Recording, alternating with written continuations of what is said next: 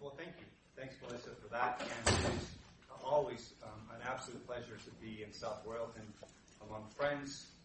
It's a fun chance for me to step away for a moment from the intensity of Montpelier, which some of you may laugh, coming from places like Washington, D.C., or more busy and active places and larger populations. But I have to tell you that Montpelier is, in fact, a hub of activity around environmental issues. And it's kind of an exciting place to be, but I often don't get a chance to sit back and think. And it was one of the things that I most enjoyed about the time that I spent here as an erstwhile professor, to the extent that clinical faculty actually get to think, or given that permission. I really did appreciate that chance. And so I like and enjoy the chance to come back and talk about something I'm deeply engaged in right now, which is the cleanup efforts around Lake Champlain.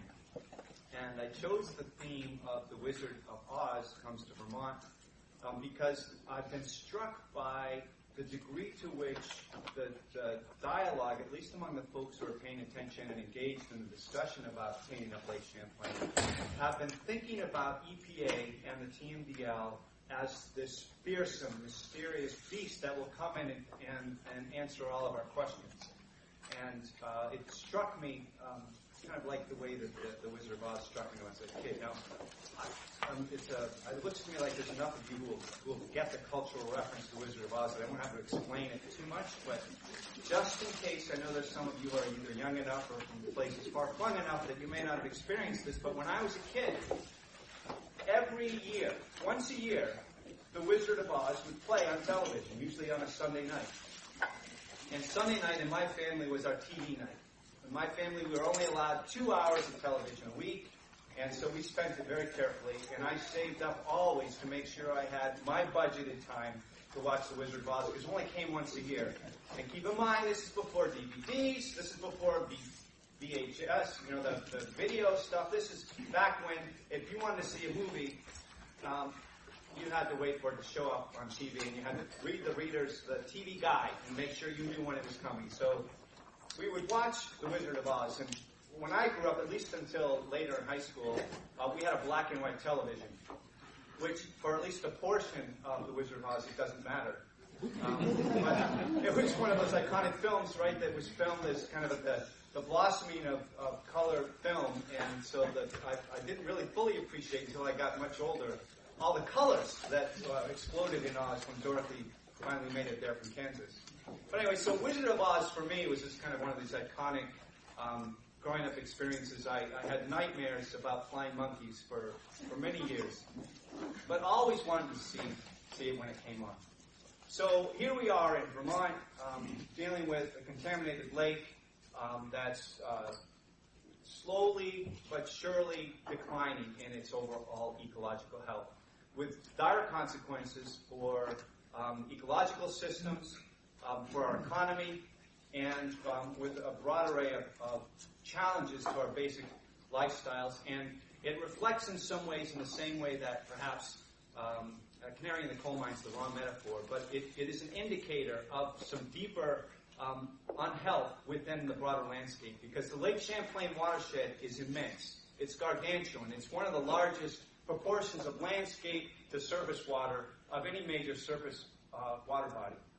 So what happens on the landscape in Vermont always translates into the health of the lake. So here we are in the tornado of Lake Champlain. So like Dorothy, we've been knocked unconscious, and we find ourselves here at Vermont Law School in the land of Oz, contemplating, what are the solutions to the problems posed by the lake. So I'll try not to kill the metaphor or overuse it, but I found it an appealing way to think about this set of problems. And I conceive of, in this metaphor, the EPA and the Clean Water Act as the Wizard of Oz. And you'll recall that the Wizard of Oz, the great and all-powerful wizard who is going to help Dorothy get back home to Kansas, who's going to help the Scarecrow get a brain, and the Tin Man a heart, and the Lion to find courage. The great and all-powerful Oz, when they finally get there, and after some shenanigans that he sends them through, it turns out that there's a little man behind the screen. And the great and fierce and awesome Oz turns out to be not quite as great and fearsome as terrifying and all-knowing as was considered. And in that same way, those of us who have been looking at the Lake Champlain issues have often talked about the TMDL as the end-all, the be-all of the solutions around the lake. And I'm here to tell you that it's not true. That there is no single entity, certainly not the Environmental Protection Agency, that's going to come in, step into the state of Vermont, and pronounce a set of actions that are going to lead the cleanup of the lake. Far more complex, too many multiple jurisdictions, too many activities that all have an effect on the lake for that to be true. But the question is then, is it possible that through the use of the TMDL process, through the use of the Clean Water Act and the pressure brought by the EPA, that we may find, like the Scarecrow did when the wizard approached him, that we had the knowledge all along, that all we needed was a special degree, or that we had the courage that the lion was found to have. All he needed was a pendant or a badge of courage. That we had heart, that we cared about the lake all along. All we needed was someone to remind us that it was true and to hand us a little pendant with a heart on it. That's the thematic that I would like to lay out and describe in a little more detail. So that the metaphor leaves some questions unanswered, and I really couldn't go deep enough to really make it work across all of the various places. So the question arises, so who am I? Who is the Department of Environmental Conservation in this story? Am I and my colleagues in the department and other state agencies, are we the munchkins who are running around happily, enjoying life in Oz, but not really contributing to getting Dorothy home and solving the problems? Or perhaps we're the flying monkeys that are flying around and indiscriminately picking people up and dropping them to my places randomly for no reason, just to be mean. Or maybe we have evil intent guided by the Wicked Witch of the West. Or maybe we're Glenda. I would like to think maybe we're Glenda, the Good Witch of the North, and we have the answers. And if you would just listen to us, and followed our directions, everything would be fine.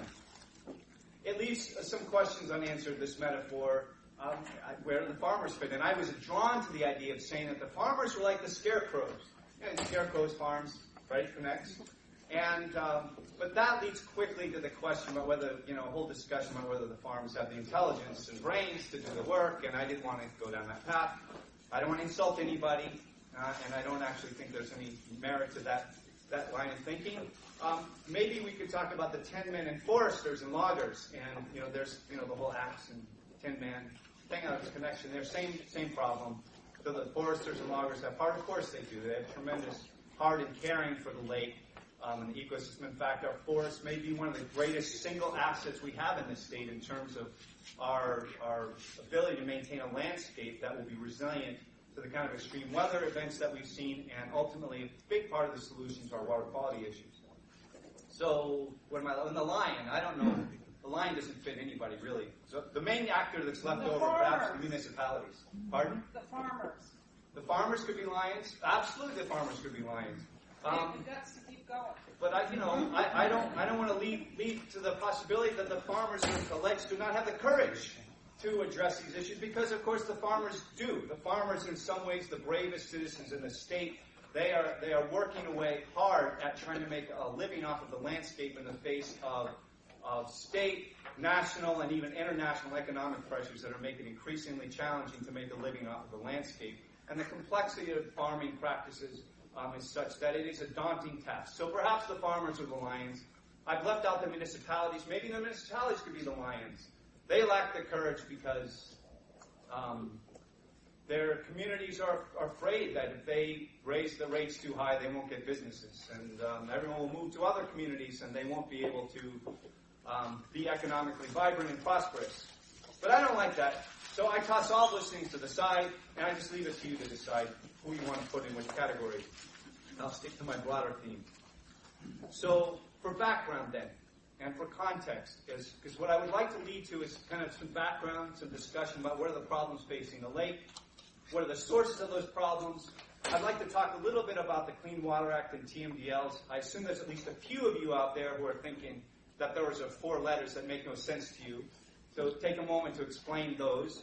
and then talk about some of the policy opportunities and options that are either underway or being contemplated in the region and the state, and some of the challenges associated with that. And I'll try to tie it all back together by reference back to the Wizard of Oz. So, in terms of the condition of the lake, the lake has many challenges. It has invasive species problems. It's got the zebra mussel infestation. It's got infestations of milfoil. It's got infestations of the water chestnut.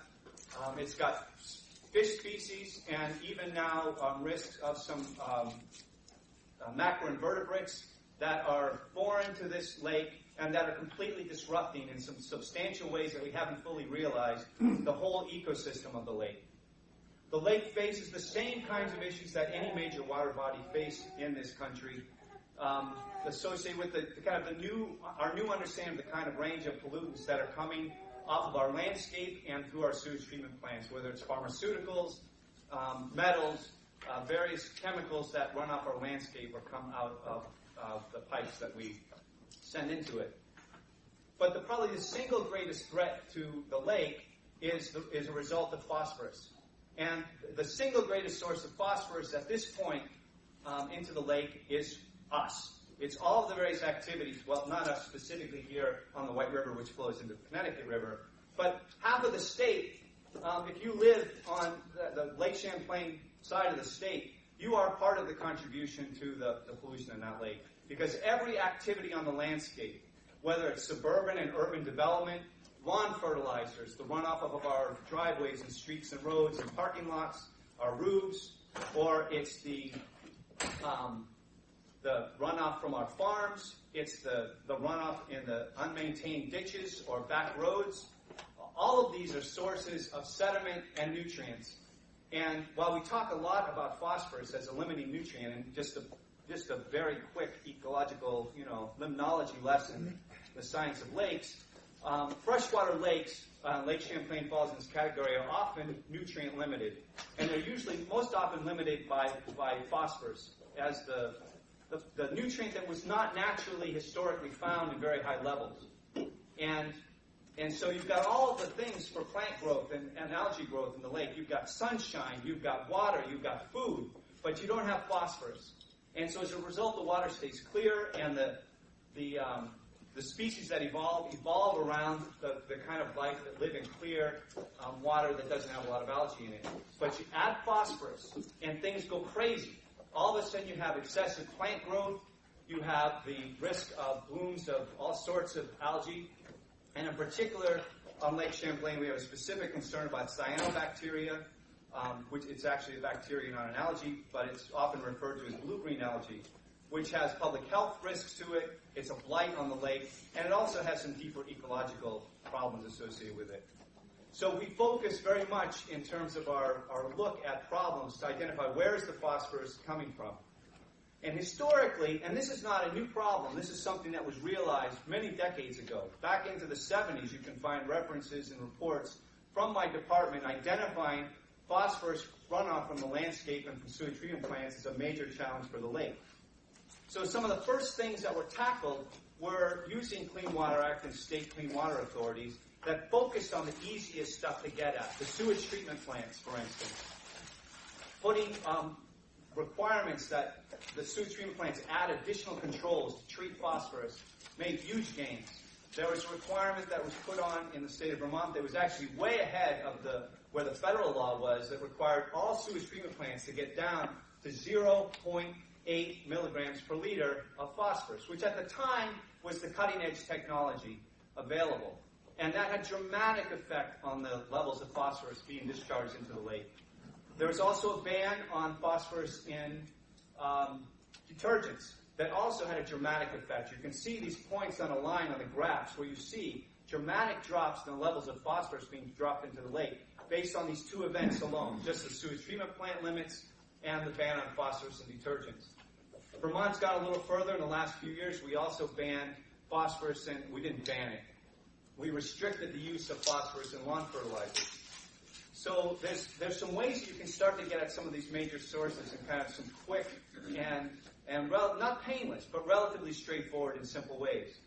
So now we've reduced that category of pollution that's coming out of the pipes. The steady state pollution coming out of sewage treatment plants has been reduced to a mere 3 or 4% of the overall contribution of phosphorus into the lake, which is great news at some level. At another level, it's incredibly depressing because the lake continues to get worse. And so if we spent millions and millions and millions of dollars like we have, and we haven't really made a dent in the problem, you can start to feel kind of hopeless. So just digging a little deeper on the causes. So why is that? How is it that we had this major investment and so successful, and we didn't achieve the result we wanted? Well, at the same time, Vermont has been growing. It hasn't been growing dramatically in terms of population, but it has grown. And at the same time, the patterns of growth in the state have changed. We are no longer, as much as we like to think of it, we are no longer the quintessential Vermont landscape. You just have to drive up and down I-89 to see that. And if you get off of I-89 and drive on any significant state highway across the state, you'll see that we are doing the same thing that every other state and every other region of the country has done. We're just doing it slower. But we are chopping up the landscape with little subdivisions and strip malls all across the Vermont landscape. The classic, iconic Vermont village and town, surrounded by working forests and fields, still exists. You can still see it, but you have to squint a little bit. You have to kind of ignore the fact that there's an increasing number of homes, businesses being located in places where they break up that landscape and contribute to the overall runoff. And there's a couple of ways in which that contributes to the phosphorus problem. One of the things that was driven home for us, our department has been talking about this for some time, but it was driven home statewide in the aftermath of Tropical Storm Irene, which caused massive flooding across the state, for those of you who weren't here. Incredibly disruptive flooding, and we saw unbelievable amounts of sediment flowing out of our rivers into our lakes and ponds. Here in the White River, it was flowing chocolate brown for weeks and weeks and weeks, and all that sediment was washing down into Long Island Sound. Similar sediments all washing into Otter Creek, through various rivers into Lake Champlain, and contributing large amounts of sediment. So that's kind of an extreme event, but what it pointed out was that there's a tremendous amount of nutrients tied up in the sediments along our streams, and that we have in Vermont a large number of streams and rivers that are not in equilibrium. They're not stable. One of the things about the history of Vermont that's fascinating, the natural history of this place, is that it's been through at least 2 major deforestations caused by humans. It's been completely logged at least twice, and in some areas 3 or 4 times. Completely clear-cut. And one of the things that led to, when you have these clear hillsides, there was historic times during the 19th century and early 20th century in which there were massive slides of a movement of sediment from the hillsides down into the river valleys. There are river valleys around Vermont where you can find infrastructure that's only 100 years old that's under 12 or 15 feet of sediment. That's how much sediment washed off the hills that are sitting in our river valleys. And on top of that, we made it worse. So we have all these rivers running through this historically deposited sediment that should have stayed up on the hillside. And in order to protect our communities, the iconic Vermont villages, we dug those rivers straight and deep. Where I live in Vermont is Montpelier is a perfect example of that. If you go into Montpelier, you can see all the places in which we told the river to stay put. And if it tried to get out, we built the walls higher and we dug it deeper. And what that has done across the state was created these fire hoses so that when you have large rainfall events, which are increasing in their intensity and frequency, you're washing all of that sediment straight downstream into places like Lake Champlain. That's a legacy that we have to confront, and that is working against all of the other ways in which we're trying to address pollution and runoff into the lake. At the same time that we have been struggling with those kinds of issues, we have also had a change in the way that farming has been done across the state. We've shifted from a largely pasture-based system of dairy to a system in which relies very heavily on grain for feed and liquid manure production. We also live in a time in which the economic pressures on farmers have driven increasingly larger scale farms, and that combined with growing corn.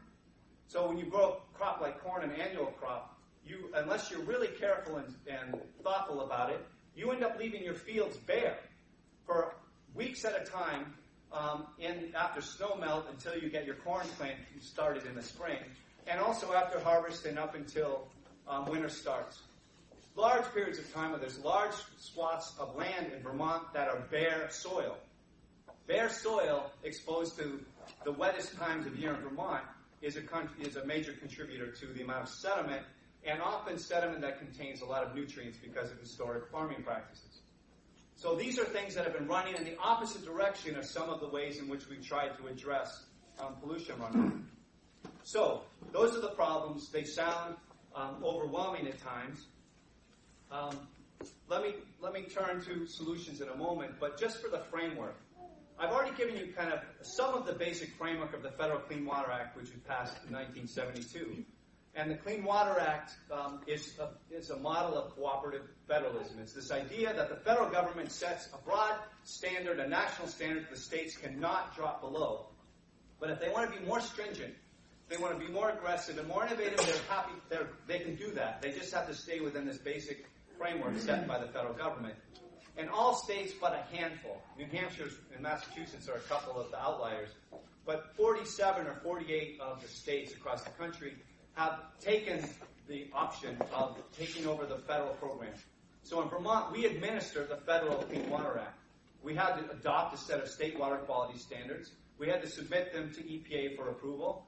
And once they met EPA's approval, we had to put in place a permitting system that has effluent limitations so that when a sewage treatment plant is discharging into a lake, stream, or other water, it has to meet limits, permit limits, that are intended to either meet a basic technology standard, or in the case of something like Lake Champlain, which is impaired for nutrients, it has to set it based on the whatever it takes to get to that standard. So that's the basic framework. And it's focused primarily, in terms of its regulatory reach, on point source discharges. Those discharges, like from a sewage treatment plant or an industrial wastewater facility, that are steady state. If you think of a pipe going into a river, that's what the Clean Water Act is good at dealing with. The Clean Water Act left, for the most part, this broader area of pollution, all the stuff that runs off of our fields, our roads, our lawns, our driveways. They left it, and they call it non-point, and they left it in this category of being primarily left to the states with some financial assistance and support from EPA. And it's this category of non-point source pollution, which is harder to regulate. It wasn't an accident. They didn't forget about it. They didn't make a mistake when they wrote the Clean Water Act. They just could not conceive of a national framework for a law that would reach down to the level of local land use issues. And historically, in the United States and in Vermont, we have left the responsibility for managing the activities on the landscape primarily to local governments. So even state governments, even agencies like mine that are not at the national level, have limited ability to address a whole set of activities on the landscape. Now, there's some interesting dynamic tensions that have been in play over the last decade or two around some of those categories of pollution that you might consider to be non-point source. One category is runoff from confined animal feedlot operations. And Vermont has not been immune from that debate and discussion. The idea is if you have a dairy farm or any area where you've got large numbers of animals confined and there's no capacity in the soil to absorb the waste, then you have to assume there's going to be runoff. And so under the law, the Clean Water Act defined those as point sources. Even though it was kind of more like runoff, they said that's a point source and we're going to regulate it. And they've been in multiple decades of litigation over that now, and it remains somewhat of a puzzle. But it's really an area that the EPA and the federal government has been trying to move more in the category of treating it like a point source. For obvious reasons. As I said, there's no clear regulatory authority in the non-point area. The other category has been urban stormwater.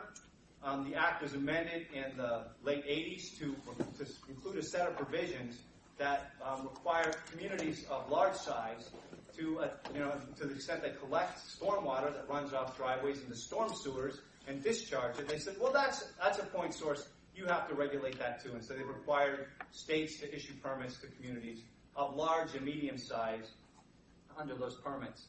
And that's an area where there's continuous discussion about whether we need to expand those regulations even further to capture even smaller and smaller communities.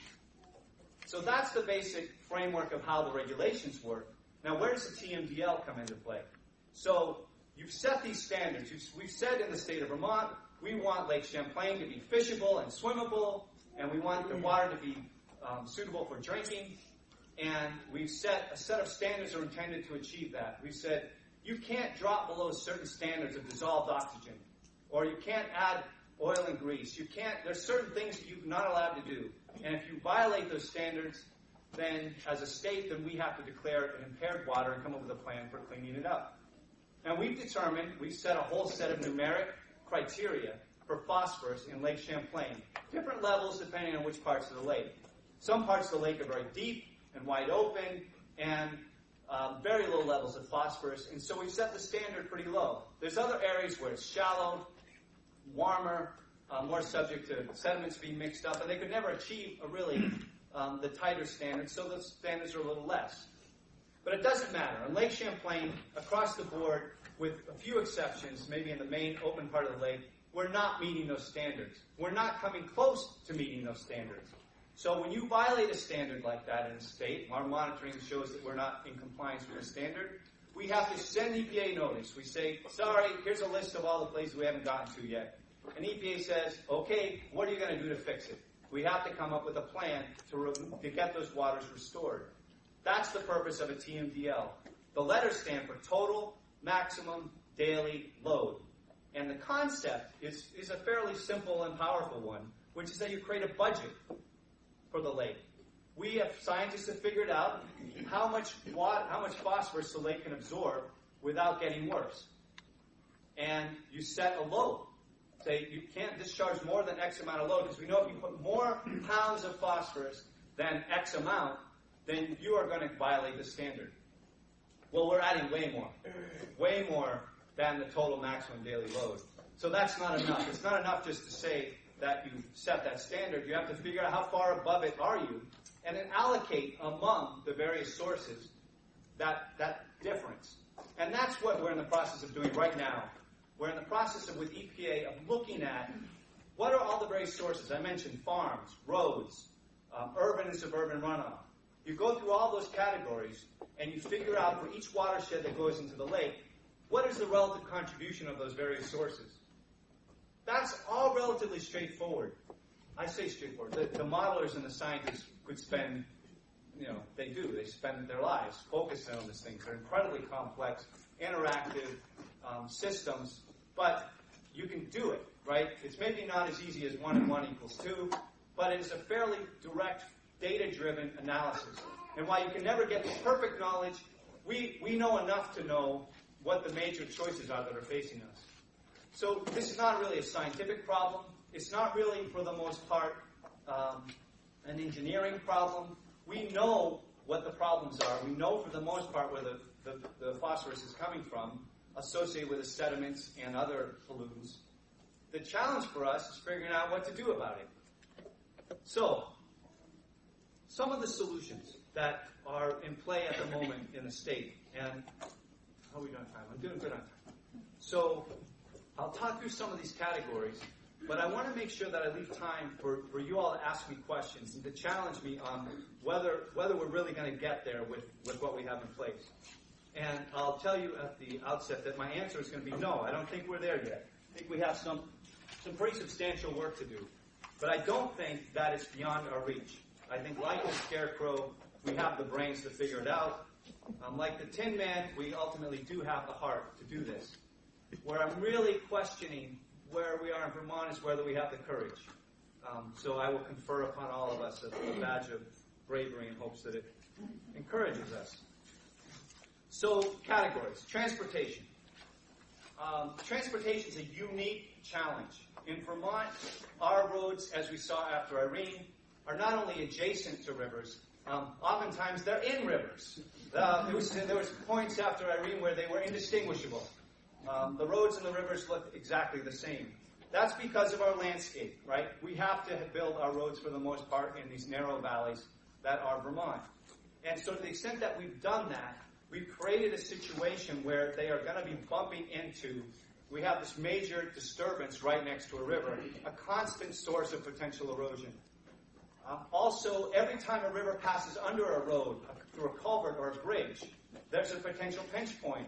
And if you design your bridges and your culverts around normal flow, anytime there's any kind of flood event, it's going to overwhelm that. It's going to get jammed up with debris. It's going to wash out. There's going to be incredible loss of sediment through that system. I mean, there's not just the cost of the community of the loss of the road and having to rebuild it. There's all that dirt and stuff that's washed down every time a culvert washes out. Same with bridges. So we've been working with the Agency of Transportation to redesign and rejigger all of the state's standards for how large you have to size culverts. And we're having to do this in the context of a really dynamic system right now as a result of, the climate change. We're seeing much higher frequency of rainfall and much greater intensity of rain events. This spring was incredible. Some of the rainfall events that we saw here in Vermont broke all records for thunderstorms that just picked some place and dropped 4 to 5 inches of water, in the course of 12 hours. Things we've never seen before. So we're having to think about how we redesign culverts and bridges. We've come up with some new standards we think that are going to make a big difference. And just as an aside, and a thematic to why I think this is within our reach and capacity to reduce this kind of pollution into Lake Champlain, is that it has multiple benefits. It's not just, the reason that we're doing that isn't just because we want to reduce the level of sediment reaching Lake Champlain. The reason we're doing this is we don't want to have to keep replacing our roads. It costs a boatload of money. It's incredibly disruptive to the lives of our communities, which become isolated as a consequence of the washing out of these roads. We cannot afford to design roads that don't stand up to the forces of rainfall. And if we do them correctly, we're in better shape. There's also massive amounts of sediment that wash out in small rainfall events off of our roads. Anyone who's been up and down River Road knows that road has to be resurfaced just about every year, maybe every other year. All of the dirt roads around Vermont are losing soil constantly, and they're all washing into our rivers and streams. It's more expensive to figure out how to design those roads in a way that prevents that, but if we don't do it, we're both paying the extra price and cost of maintaining those roads and replacing them, and we're paying the cost in terms of pollution. One of the programs that we have in place that we recently expanded in collaboration with our Agency of Transportation, called the Better Back Roads Program, in which we have people with expertise, most of them former road crew folks themselves, who are going out to the communities and saying, here's how you can do it different. We've got a little bit of money. We've got some incentives in terms of extra on your state road grants if you do the following practices. If there's a high, slope road, put in a rock line ditch. If it's not high slope, well, you can put another kind of ditch, but design it so that it's not a V. If it's a V, it's going to erode and wash away more soil. You can design it differently. You need different equipment. The road foremen that have been doing it the same way for the last 50 years, and the same way their grandfather did it, it takes a little conversation to help them understand the benefits of this approach. But increasingly, we're having success in seeing large numbers of community, particularly after the flooding over the last few years, coming to us and to V-Trans and asking for help. Another thing we're doing is starting at the state level, and we hope to work down to the local level, is looking at different ways of permitting stormwater runoff. Road systems, particularly in urbanized areas, can be a major contributor to the way that water flows off, both the hydrology, the speed and rate of the water, which has significant impacts for stream stability and erosion, but also it takes off all that stuff that builds up on the road, all the oil, the grease, the metals, and nutrients that build up just from the normal course of commerce.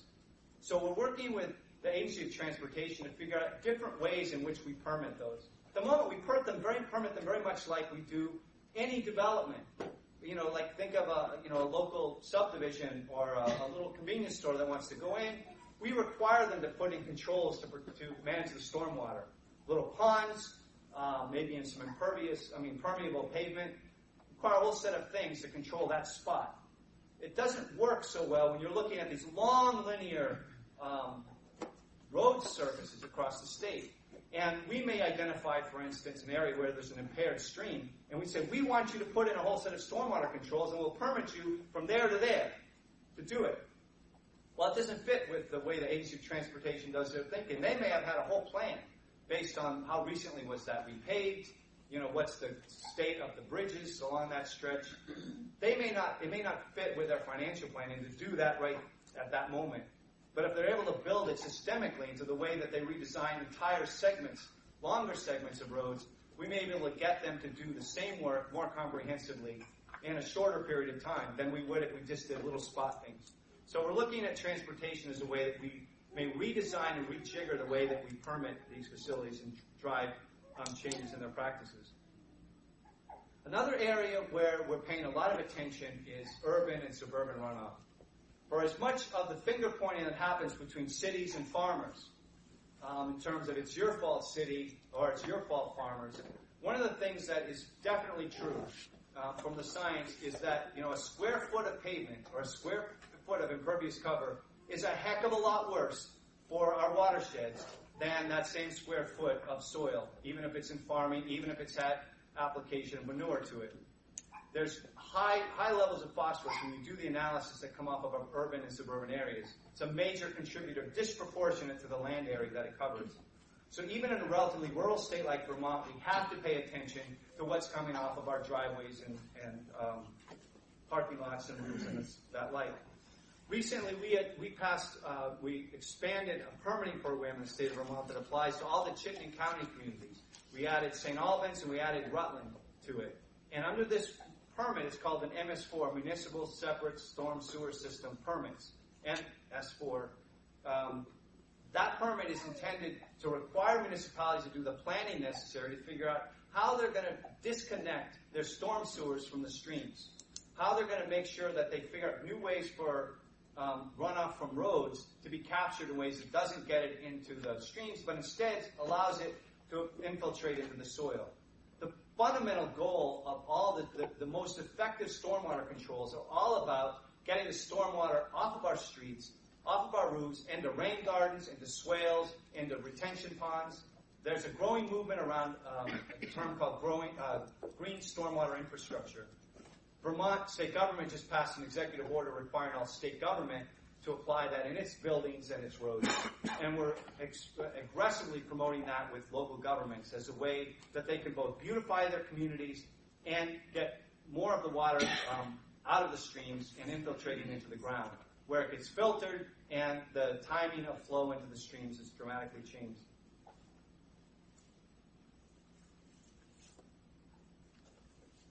There's another category of runoff in the state associated with development that's increasingly a problem, where you've got development that's occurring in places where you don't have urbanized areas, where you have a Walmart being plopped down in the middle of a field someplace. And there's lots of ways to not be happy about that kind of development, lots of reasons why that's not a good idea.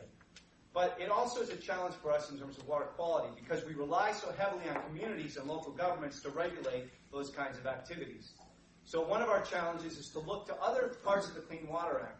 And there's something called the Residual Designation Authority that allows a state to capture some kinds of development that otherwise wouldn't have been captured. It's not an easy lift for a department like mine to go out and find new people to regulate, particularly powerful people that have lots of money and are contributing jobs and resources to their communities, and say, you know what, you've built that big old parking lot, but we think you did it all wrong, and we'd like you to dig it up and do it differently. So we're in an interesting time, and I think that the Lake Champlain TMDL and the discussion around that will be one in which we have that conversation as a state. Should we be doing more of that? Should the state be more aggressively requiring those kinds of changes? And I can't talk about this issue, of course, without talking about agriculture. In a rural state like Vermont, where agriculture is such an iconic part of our culture, our landscape, our aesthetic, and where dairy farms are the predominant source of the kind of proportion of our farming community, and where dairy farming has increasingly moved into ways and practices that are causing increased pollution. At the same time, our farmers have stepped up. There has been a dramatic change over the last decade that is often not realized in terms of farmers being more sophisticated about the timing of the application of their manure, how they manage it, how they control the runoff from their silage where they keep the corn and their feed. There's lots of ways in which we see dramatic changes and improvements, particularly in the larger and mid-sized farms, which kind of runs counter to some of the ethic among kind of progressive liberal environmental advocates who have said that CAFOs, that the large animal feedlots, are the problem. In Vermont, at least in a water pollution context, we're seeing those feedlots have done major improvements and done a lot of great work. We're seeing a much bigger problem, and they account for about half of the cows in the state. But the other half of the cows in the state are in a much larger number of smaller farms. Farmers that don't have the capacity, the wherewithal economically to invest in the kinds of controls or the ability to switch their practices. Not because they lack the intellectual capacity. I mean, they just, when you're getting up and trying to run a small business every day, you don't have time to read, the latest scientific reports on how you might re-engineer your application of fertilizer. You need help. So we haven't dealt very well with the smaller farmers. We haven't given them much help. That's an area where we're planning to spend a lot more time collaboratively between the Agency of Agriculture and my department. Want to spend more time getting out to small farmers and helping them. We're working in collaboration with the USDA, Natural Resources Development, NRCS, Natural Resources Conservation Service. Thank you. NRCS. There's too many NRs. The acronyms. So we'll see, and so we have a coordinated, hopefully, effort, increasingly spending time trying to figure out how we strategically get at those farms and those practices that will make the biggest difference. We're also working in something that's still in progress, but I hope this fall to have concrete results out of it. We've been working very intensively with a group of farmers in something we call the Agricultural Working Group.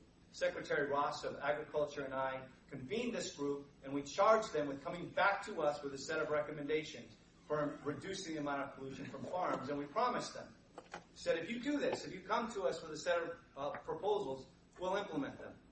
And they've taken it seriously, and they've frankly shown far more courage than I expected in terms of their willingness to ask for increased state oversight and control of certain activities in return for flexibility in other ways. And we'll see how that plays out, how that conversation happens over the fall. But I have a lot of optimism that we'll make progress there.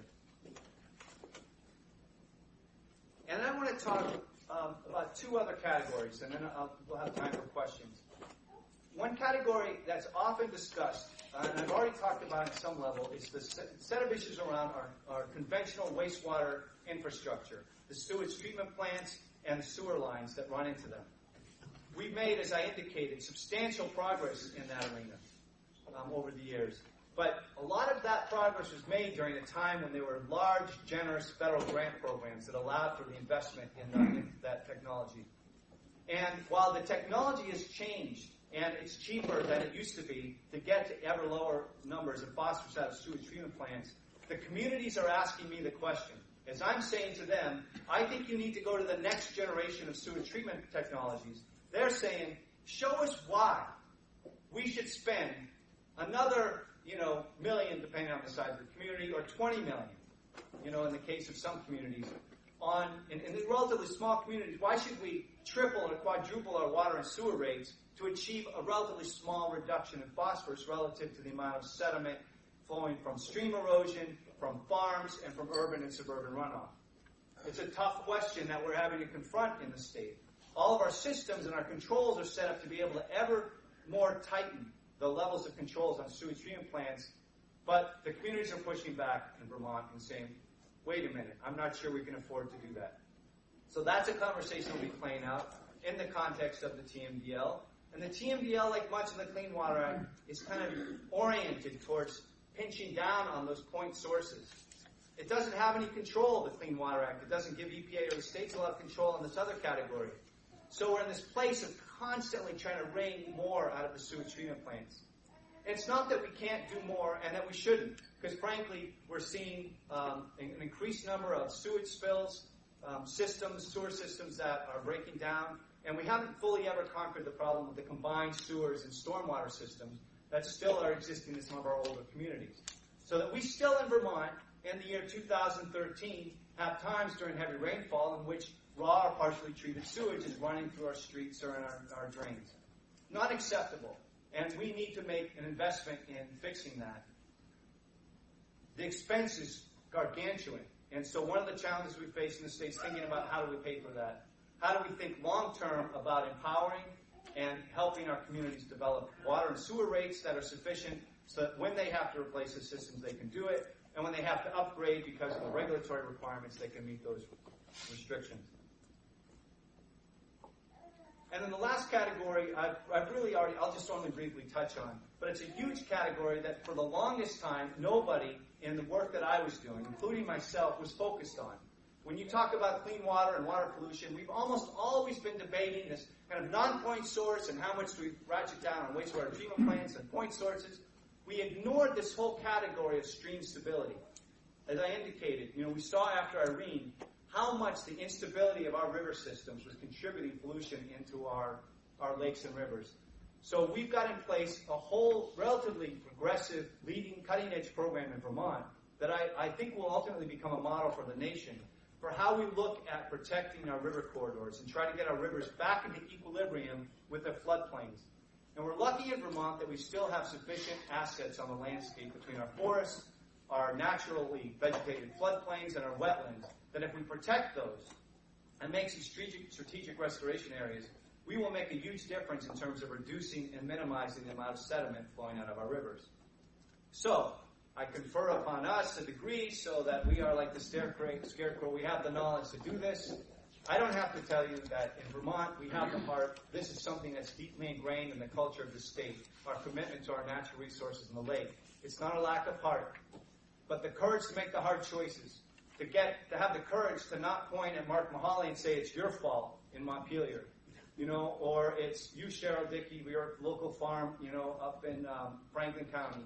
That it's all of us, to be willing to sit down at the table and talk to people across that table, people with different perspectives and understandings of the problem, and make some hard choices about where we're going to invest our dollars. That's what's going to get us back to Kansas. So thank you. I'm happy to answer it.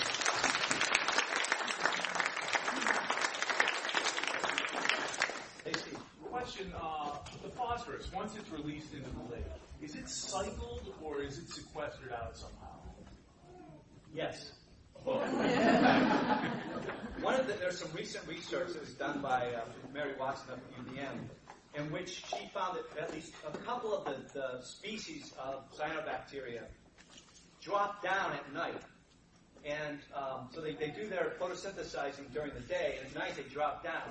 And they draw upon the phosphorus that's available in the sediment, and they go up during the day. And so that way they keep it cycled, so the phosphorus stays up in the water column. Very troubling, because the assumption for the longest time was that eventually, if you stopped adding more phosphorus to the lake, that it would be capped over by, whatever clean sediment came in, and it would be stopped. Mm-hmm.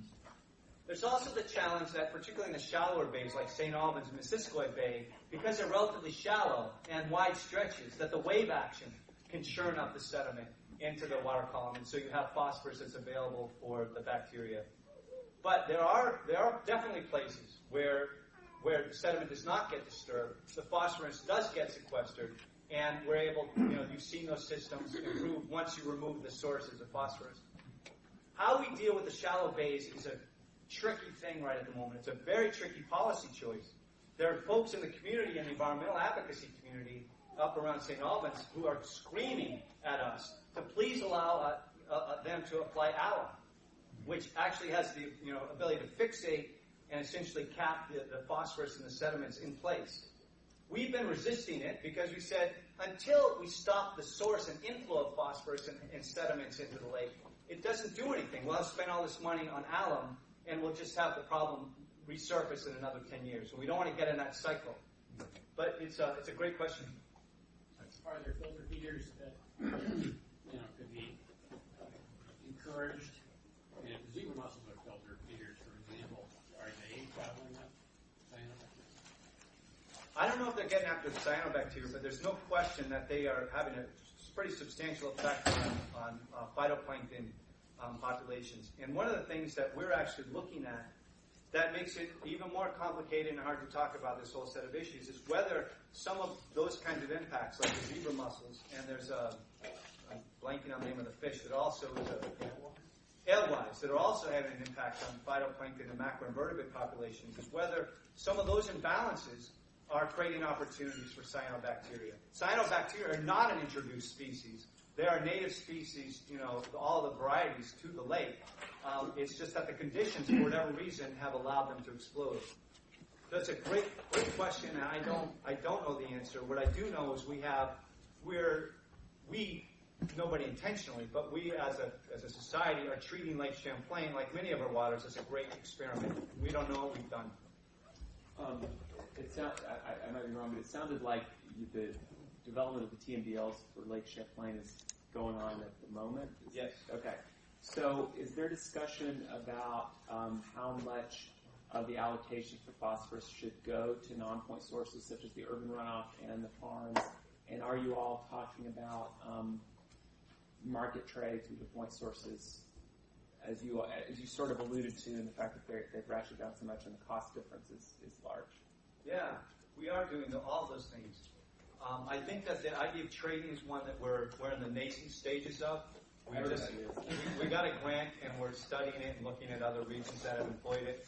I'm increasingly thinking that what we need is, instead of a trading system, the ideal trading system in a hypothetical watershed would be if you've got a sewage treatment plant and a municipality has done everything they can possibly do to reduce phosphorus discharges, but the water body's not recovering because there's a set of farms upstream that don't have resources. But if the community could pay them to reduce their reduction through some kind of a trading scheme, you'd get a better, more efficient use of those dollars rather than continuously ratcheting down on the community.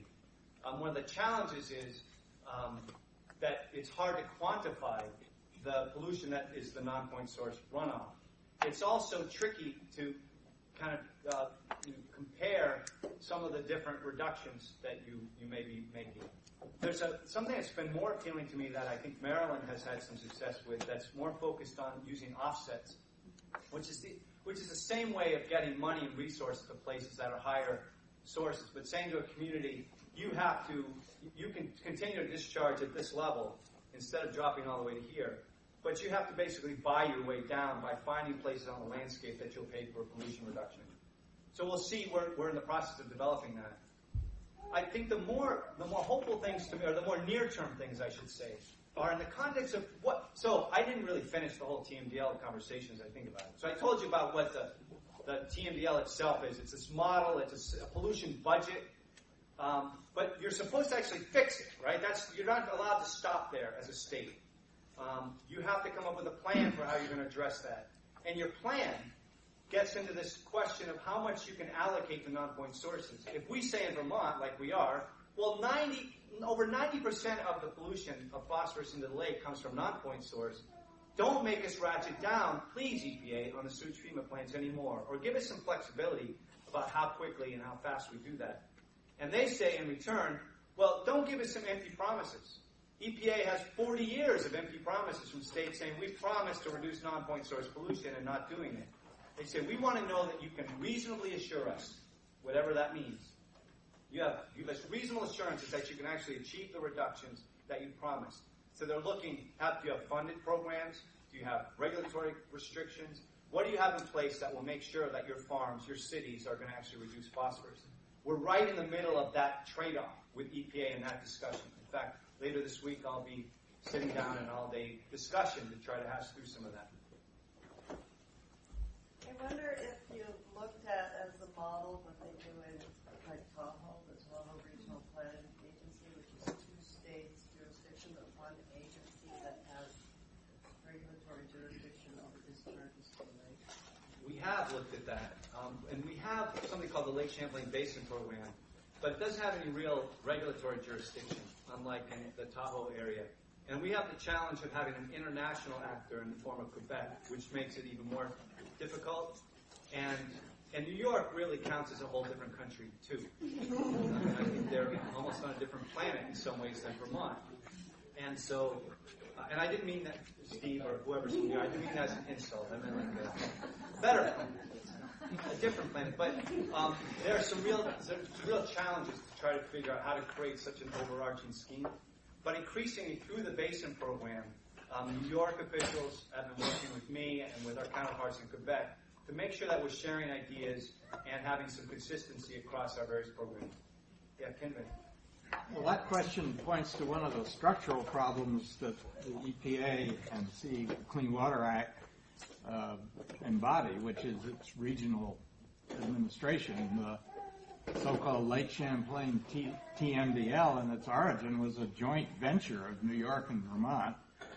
When the lawsuit was brought before your time in a different planetary regime, the challenge was only aimed at the Vermont portion of the TMDL, and the idea that that mechanism could be used at least between the two states and possibly to involve Quebec in some way just is defeated by the structure of the governmental mechanism. The Lake Champlain Basin Program can talk about good ideas, but the regulatory grasp is missing from the basic regime.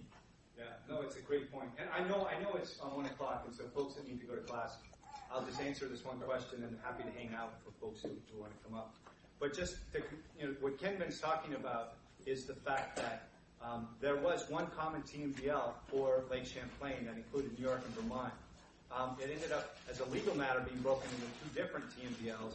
The Conservation Law Foundation either chose to or forgot to sue in New York or missed the deadline. I can't remember what the story is.